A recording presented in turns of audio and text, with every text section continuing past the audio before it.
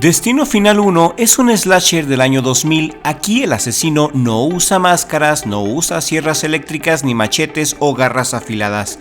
El asesino es la misma muerte y te puede matar hasta con un yoyo. En este video te presento un análisis psicológico de una película que disfruté mucho en mi juventud, que me traumó en mi juventud y hoy en día, más de 20 años después, la encuentro aburrida. El guión de Destino Final es original. En su tiempo esta película reclutó a los mejores actores juveniles de la época. Está Ali Carter como Clear Rivers, está Devon Sawa como Alex, Jack de Dawson's Creek, está también el Steve Meister de American Pie y el legendario Tony Todd. Tony Todd, para los que no lo conozcan, para los que no sepan, es el actor que le dio vida a Candyman. Pero en Destino Final, Tony Todd aparece muy poco, lo cual es una lástima. El protagonista aquí es Alex, quien está a punto de irse a Francia en un viaje de la escuela junto con sus compañeros de clase, pero antes de abordar el avión tiene extraños presentimientos como si algo estuviera a punto de pasar.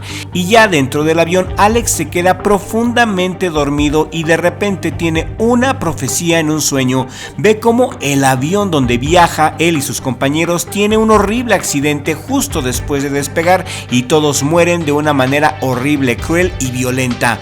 Alex, asustadísimo obviamente, se baja del avión haciendo un escándalo tremendo, gritando, pataleando y advirtiéndoles a todos que el avión está a punto de estallar. Se pelea con Jack de Dawson's Creek, se pelea con el Steve Meister y se baja del avión. Claire Rivers ve este escándalo y decide también bajarse del avión junto con su maestra de francés, y ya en la sala de espera, el Steve Meister de American Pie ve con sus propios ojos cómo el avión en el que estaba estalla en 1000 pedazos justo al momento de partir, tal y como Alex les había advertido a todos.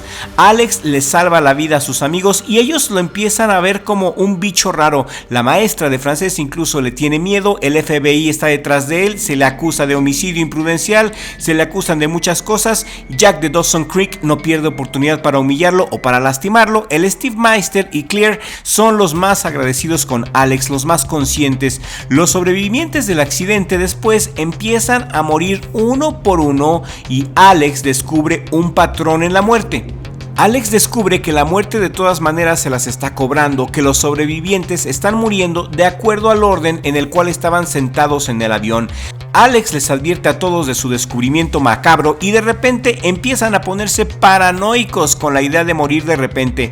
Pueden estar incluso en la seguridad de su casa y algo puede salir mal de la nada. Un incendio súbito, un resbalón en la tina de baño, alguien los puede atropellar de la nada cuando cruzan la banqueta para ir al Oxxo. En fin, las maneras de morir son ilimitadas para el ángel de la muerte, quien anda sobre de ellos, ya que gracias a las visiones de Alex, los chicos se han salvado de su muerte, de su destino.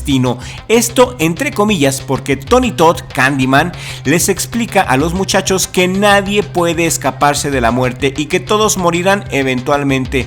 Tony Todd interpreta a un misterioso forense, sale como un personaje secundario, pero es muy icónico, muy memorable.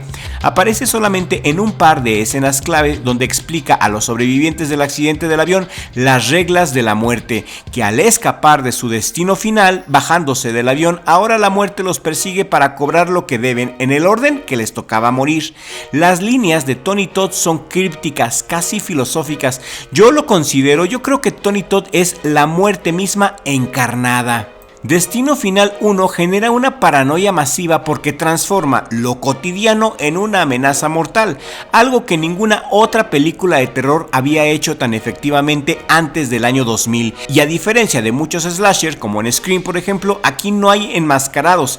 Aquí el villano es la muerte misma, invisible, implacable, paciente y creativa, que no necesita ni armas ni una forma física, usa solamente accidentes absurdos en cadena que involucran objetos de la vida diaria: un lápiz, una televisión, un cable eléctrico, un charco de agua, un elevador, un avión, cosas que todos usamos o vemos todos los días cotidianamente. Y esto generó en el año 2000 un efecto psicológico brutal después de ver la película. La gente que es fácilmente sugestionable, entre ellos yo me cuento, yo era así, yo era altamente sugestionable, era muy débil en ese sentido.